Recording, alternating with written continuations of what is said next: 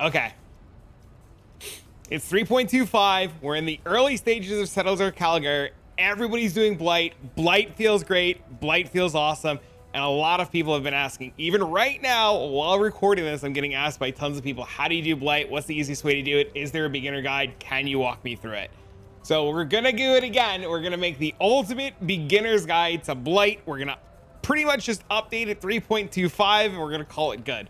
So this is how we do it and how we work it. Currently, Blight as a beginner is relatively easy and shouldn't be difficult. We're actually going to take our rings off for this too, so we can make it even more simpler as possible. Hi, Mom. Sorry, Mom. But anyways, what we're going to do is, it doesn't matter what tier Blighted map you get, period, ever, period. It doesn't matter. You can run any of them as long as you are able to run a Blighted map, and this is how we're going to do it. Because we're beginners and because we don't know what we're doing and we want to make this as simple as possible, we're just going to take a tier 16 Blighted map and we're going to put it in our little oil window. We're going to take 3 amber oils. The reason why we do amber oils is it reduces the cost of building of the towers by 75%, which makes it super, super, super easy, super chill, super down to earth, and it makes us not have to think, not have to worry, not have to do anything. If you are more experienced or you don't need amber oils, or your character can kill and your character can do damage, there's a lot of combinations. You could do these verdant oils for experience gain. You can do teal oils for the map cut down to be cut down in half. You can do crimson oils for Chester Lucky. You can go cheaper for Chester Lucky again. Me personally, I run amber oils 90% of the time. As soon as my character can one-tap the whole screen and explode with ignites, or explode with proliferates, or explode with poisons, or explode with bleeds, or do anything that explodes multiple screens and kills everything, I immediately swap to teals. I'm a big fan of maps per hour. You see right now, I have a ton of maps. I'm going to literally run them all. All tiers of Blighted maps are really good and really strong. Ideally, we want to run tier 13 or better, as tier 13 is the minimum breakpoint for gold oils. So a lot of people who are like, oh my God, how do I get gold oils? What do I do? Tier 13 is the minimum tier for gold oils. So since we're beginners, we're gonna put triple amber oil. Now, in terms of the map in itself and how we're doing things, we're going to chisel the map every single time to 20% quality. We are going to alch the map, and then we are going to corrupt the map. We don't care what it alchs to. We don't care what it corrupts to. We care zero, absolutely zero. We are going in and playing tower defense. The mods on this map don't matter at all. We can actually even, like, since this one's like not even that hard, we could just like go grab another one and see if we can actually like make an 8 modded map. We'll see if this goes 8 mods. 8 mod? Sir, do I have another 16? Trying to see if I can do an 8 modded map. All right, we have another 16. Let's try it again. If this one doesn't go, if this one does an 8 mod.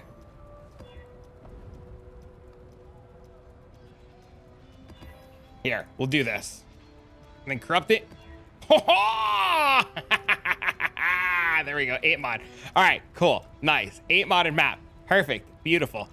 There are a couple ways to juice the map outside of giving it chisels and 8 modding it. One of the biggest ways to juice it are to grab these Atziri fragments. So if you have a bunch of Atziri fragments lying around, these are really good to put in your Atlas device.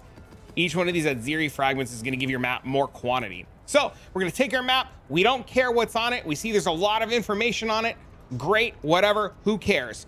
This is different for Blight Ravage. Blight Ravage has a different set of requirements. Don't do this for Blight Ravage. Blight Ravage is the completely different beast, and we could talk about that later. But anyways, we're gonna throw our map in. And then it's gonna open. Bum, bum, ba, da, da.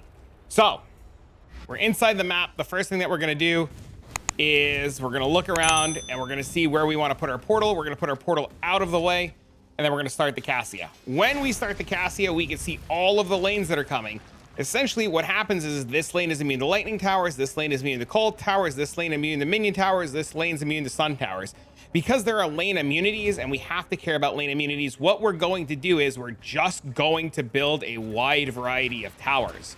Because we don't have ring anoints because it is early league, because we're beginners, and because we don't really know what we're doing. We're going to just build a bunch of towers. The reason we took amber oils is because the 75% cost of reduction to build towers makes it really, really simple to build towers and build them all the way up.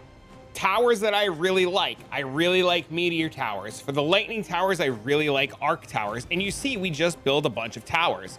In terms of defensive towers, I like chilling towers. I like chilling towers only to tier 3. Tier 4 chilling towers become different types of towers that don't chill the mobs. And seismic towers are also really good. I like bringing them to tier 3 as well. Tier 4 seismic towers do a completely different thing. Empowering towers, which are these green ones, I also like bringing to tier 3. There are smothering towers and there are imbuing towers. They do different things. They no longer empower your towers. They either empower the player or weaken the enemies. As far as that goes, you see everything else. We just build a whole lot of towers. Now, before you ask in the comments, I know somebody's going to ask and somebody's going to say something. The Atlas tree does not affect blighted maps. We cannot salvage these towers. Cassia's Pride does not affect this. There is nothing in the Atlas tree that will affect this. Yes, you will get gold. Yes, these mobs will drop gold at the end. You don't have to worry. The only thing that you will not get in here is the ore. And I understand the ore is very important in terms of Calgur and the league and what's going on. I get it. I fully do. But this is the only thing you don't get. Now, something that you have to keep in mind. I am not going to attack, and it might get a little sketchy and it might get a little rough, but we should be okay because we can build towers.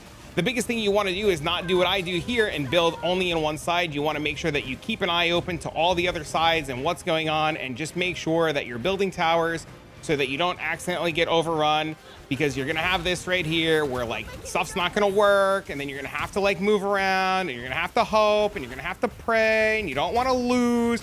And then you're gonna have to attack, and the goal is to not attack. Unfortunately, since I'm an idiot and I screwed up in real time, I have to attack. But if you do this right and you don't screw up, you'll never have to attack because you paid attention. The biggest thing and the biggest problem that a lot of people don't do with their Blighted maps is they don't pay attention, and they don't build towers, and they don't check all the different lanes and areas that mobs are coming from. Now, to know where mobs are coming from, you can see on my mini map right here that the lanes, or I guess you can't see, hold on, I've got to zoom it in. If I zoom in this map, you can see where mobs are coming from, and you can see which lanes are on and which lanes aren't on. Unfortunately, this map is going to end up being a poor judgment because I messed up, and I'm going to have to kill the mobs, and I'm going to have to stun the mobs, and I'm going to have to walk in front of the mobs. But if you do it right, you don't have to worry about anything because you're not, you know, essentially bad. Now, one of the things too that you can note is as you start to progress and you get your rings, you can get ring anoints. If I put this ring on, you'll see right away all of these mobs are now frozen in place because chilling towers freeze, and I don't have to worry about anything anymore because I built chilling towers. So we're just going to build a chilling tower here really quick. It's going to build. We're going to put another one right here. We're going to do this. And then you're going to see right now, because I have that ring anoint on, these mobs are now frozen in place. Ring anoints are like cheating inside of Blighted maps. Absolutely, positively cheating inside of Blighted maps. They are the most overpowered thing that you can do. They make your stuff absurdly simple and absurdly easy. The problem with ring anoints is ring anoints become expensive, and you have to like get a silver oil, and early league silver oils are expensive, and they're a little bit of a hassle, and they're a little bit of this, and they're a little bit of that. But, you know, once you start rolling and get going, you'll be okay. Now, another thing to note too is you saw when this map started in the example, and I had messed up, that when I came to this top side, these 4 towers that were here didn't exist. Cassia and the map and the layout can sometimes really give you a hard time in terms of towers, tower placement, where they are and what's going on. And that's like something that you're going to have to note and something that you're going to have to keep in mind. Sometimes towers won't spawn where you need them. Sometimes towers will be out of range. Sometimes towers won't hit mobs. Sometimes towers just won't connect. And you're just going to have to like either accept that you're going to lose a map because losing maps happen, accept that you did what I did where you mess up a little bit because you're not focused and you build towers in the wrong order in the wrong places, or the mobs sometimes are just barely, you know, they're just immune. There are indeed map modifiers that we should and positively absolutely want to avoid. We want to avoid mobs can't be stunned, and we want to avoid mobs can't move below base value. These two things are really, really important to avoid, especially on things like Blight Ravage. But because we don't mess up and we pay attention and we're not trying to talk and explain it at the same time, we are more aware of our surroundings and we are more aware to just build a massive amount of towers. You see, I had a little bit of a hiccup. I had to kill a little bit of mobs. I had to run around and stop some mobs. I had to, well, you know, I had to pretty much just like cover my own butt because I messed up. But once we recovered, once we built some more towers, once we had things settled and organized, the only thing we have to worry about is that little yapping guy right there that just like walked past everything. But even this mob right here, like you see, like he's taking a ton of damage, and you know, we're just gonna run in front of him for a second. You know, we'll stall him out, he'll die, and it just becomes free money. And then you don't have to worry. The downside is because we're relying on towers, we have to wait for mobs to walk to us. That takes a little bit of time. It's a little bit annoying. So we're just gonna clean up the rest of the map really, really, really quick so that we can get it absolutely positively just out of the way and done. Now, lanes that are off, I had mentioned this earlier, lanes that are off are the gray lanes. The lanes with the dots on them that are gray are off. They are no longer spawning mobs. Any lane that is yellow is still indeed spawning mobs, and there's where you have to go to deal with the mobs. These mobs are still coming out of the coming down the lanes towards your blight pump. You do have to run around, you do have to clear them out. They are going to, you know, eventually give you a hard time, and you're just gonna have to kill them. So, in terms of what we were talking about earlier, ring anoints are really important. This chilling tower ring anoint is very strong and very important. It is a silver opalescent oil. I'll put a link down below or a description down below to tell you what it is. And I like this one a lot too. This is Meteor Tower's burn. And that means when I make the Meteor Tower, it leaves fire on the ground. As far as our blight maps profitable, you see there is indeed gold. You see there is all kinds of uniques that fall, you know? There's all kinds of I-85 bases. There's all kind of high tier bases. I have non-tier 1 bases turned off currently on my loot filter. So these are all tier 1 bases that are falling. These are all bases that people want. These are all bases that people would probably need, like, and all things that you want to give to ROG. Also, it drops a bunch of red maps. Coming over here too, you see there's all kinds of jewelry. This is really good for ROG and disenchanting, especially in Settles of Calgar. Literally picking up all this jewelry is literally free to give to ROG. Also, as far as oils are concerned, I like picking up all the oils. I know people don't like to pick up all the oils, but the currency exchange is literally insane and you should be taking advantage of it.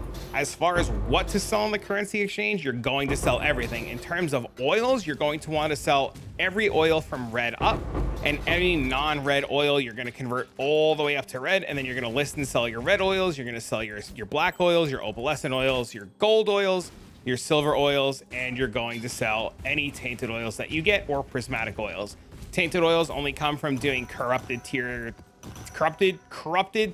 blighted maps, and prismatic oils, I'm not sure the requirements yet to run them, but I assume they're in higher tier maps.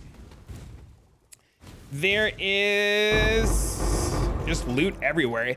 If by some chance you do see the loot down here and you port to town and you come back, so like I port to town, I turn in my loot, I put it all in, I drop it all off.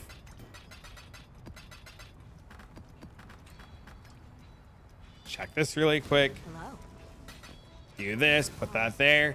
You drop it all off, you come back in and you don't know where to go for your loot, follow the lines. The lines don't go away. They still tell you where all the loot is, and you'll be very easily able to find out where you are to go. You see right there, my Faustus is done. I'm constantly this league, listing oils, listing currency, listing all kinds of things to buy and sell, and you really 100% of the time should absolutely positively take advantage of the trade market and selling oils. There's plenty of people running Blight Ravage maps. There's plenty of people re-rolling. There's plenty of people respecking. There's plenty of people that need all kinds of different oils and different currencies and different pretty much everything, and you're just hurting yourself if you're not using it. Same thing goes for like scarabs and stuff. You want to be selling scarabs, you want to be buying scarabs, you want to be picking up a lot of this junk and just seeing what it is. All of these rings and stuff, just bring them all over to ROG and let ROG disenchant them. That's what I'm going to do. And that's pretty much the how-to step-by-step. And if you want to see more Blight, there are more videos on my YouTube channel where I talk about other beginner guides to Blight. Pretty much this video never changes. It's always the same strategy. It's always the same thing. Everything is exactly the same. And before you forget, let me remind you one more time, the Atlas tree has no effect on blighted maps, period. Don't worry about your Atlas tree. The only thing we care about is triple amber, or if you're over amber and you can kill anything, the other good oils that we explained earlier in this video. But for now, friends, that is the beginner's guide to Blight for the like 10th time. If you have any more questions, please don't hesitate to leave a comment down below. Stop by the live stream, say hello to Twitch chat or YouTube chat, or come by the Discord. But for now, friends, I'm gonna get this video out to you guys. See you all in the next one.